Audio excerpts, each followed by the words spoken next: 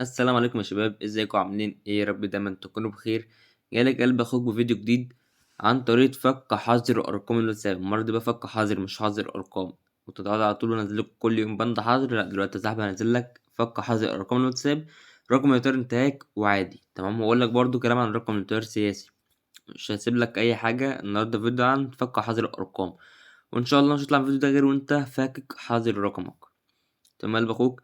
بس الاول لو انت مش مشترك عندي في القناه انزل اعمل اشتراك للقناه، فعل زر الجرس وحط لايك وكومنت للفيديو. مش هطلب منك اكتر من كده غير انك تعمل اشتراك للقناه، تقدرني وتقدر المجهود بتاعي في كل حاجه بعملها في القناه دي. تمام قلب اخوك. تمام. دلوقتي يا صاحبي هتحتاج ايه؟ هتحتاج جيميل جديد. تمام، ونجيب دلوقتي الرقم اللي احنا، الرقم اللي محظور. مفيش رقم اجرب عليه دلوقتي، بس هقول لك كل حاجه دلوقتي. مثلا الرقم ده اكن الرقم ده اللي محظور.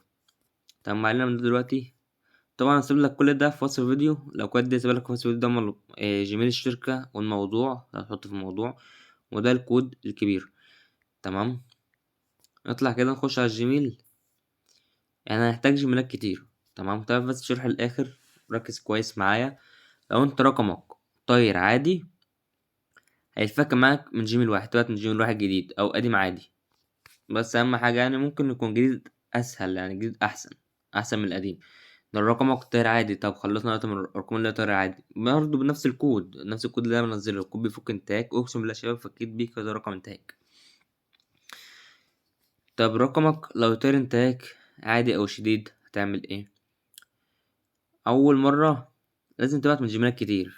يعني انت تبعت، تخش على الجيميل وتبعت منه، تخش على الجيميل اللي بعده وتبعت منه برضه نفس الحوار. فكرة انك تبعت من جيميلات كتير، من 15 جيميل او 10 جيميلات، انك تكتر فيهم، دي حاجة كويسة. ده بيعرف الشركة ان الرقم بتاعك رقم مهم وعليه ضغط كتير، فده بيخلي الرقم يتفك أسرع. فما اعتبر كده ده بعد الجيم انت عملته جديد. تيجي كده عند هنا كلمة إلى، وعندك كلمة الموضوع وإنشاء رسالة إلكترونية. تطلع كده هنا، تيجي هنا كده تاخد الجيميل ده. الجيميل ده هما اللي بيردوا عليه بس، الجيميل التانية بيرد عليها برضه بس مش في كل الأوقات، ده اللي معلوش ضغط. نيجي عند كلمة الموضوع، ناخد دي كده كوبي من أول هنا لآخر هنا،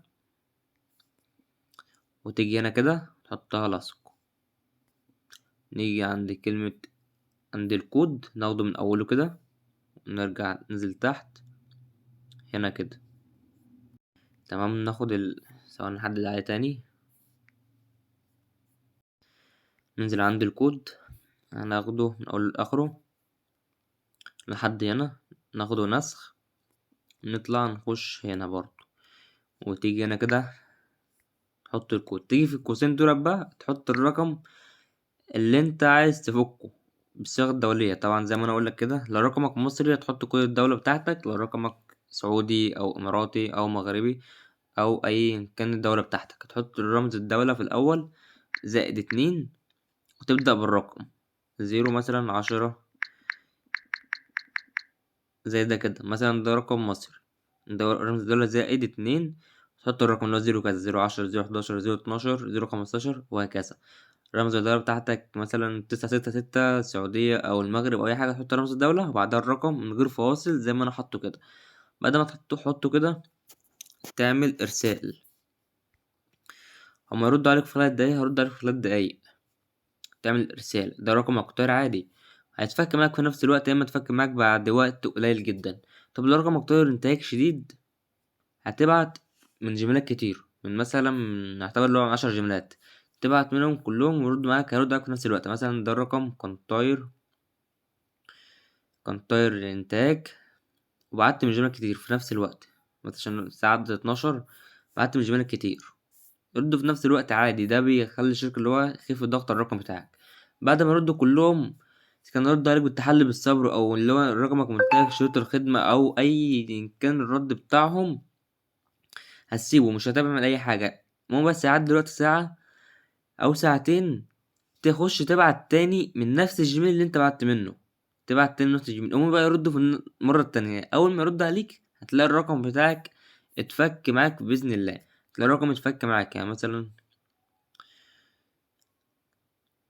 ده كده رقم كان طاير إنتاج، ده الرد بتاعهم، الرد اللي هو الفك. بعت من مثلا من دلوقتي، بعت تاني اللي انت بعتهم تاني، انت بعت دلوقتي مش هيتفك. لو انت بعت ورد مش هيتفك، لازم عشان يتفك بقى تبعت كمان مرة بعد ساعتين او 3 ساعات، مثلا ساعتين بس عشان يردوا من نفس الجيميل، تبعت من نفس الجيميلات اللي انت بعت منها. مثلا فيهم يكون 3 جداد والباقي كله عادي، لو رقمك محصور انتاج شديد. رقمك محتوى عادي زي ما انا قلت لك برضه في اول الفيديو، تمام. تبعت تاني هيرد معاك يا صاحبي بالفك باذن الله، ولو ما ردوش بالفك هتستنى وقت قليل جدا وهتلاقي رد عليك لوحدهم بان الرقم اتفك زي ده كده. وان شاء الله صاحبي الرقم بتاعك يكون اتفك، لو طار ايه حتى انتاج او انتاج شديد او طار سبام او طار اي حاجه. طب بالنسبه للسياسي، السياسي يا اخواتي بيكون صعب او الاكواد بتاعته صعب اللي تتعمل، بنزل الاكواد بتقف بعدها بفتره. وان شاء الله انزل كود فك سياسي اكيد. بس فك سياسي انك تبعت برضو، انت لو قعدت تبعت من جيميلات كتير جدا او تخلي صحابك يبعتوا على الرقم من جيميلات كتير، كل شويه يبعتوا الرقم بتاعك، ده في خلال مثلا كام يوم انت تبعت كده كتير، ده بيخف الضغط على الرقم، ده كده بيخف الضغط على الرقم، يتحول من سياسي يقل بقى لانتهاك عادي، للرقم طير عادي، بعد كده تتفك معاك بسهوله جدا. والطريقة دي شغالة جدا وأنا جربتها كذا حد سياسي وتفك برضه. ولو أنت مش عارف تفك رقمك أو أي حاجة تخش على قناة تليجرام، كلمني هناك. عايز تحذر الرقم هسيب لك اللينك في وصف الفيديو، ولينك الأكواد دي هتكون برضه في وصف الفيديو بإذن الله. متنساش يا صاحبي تعمل شكر القناة وتقدرني، وفعل زر الجرس ولايك للفيديو. سلام يا اخواتي.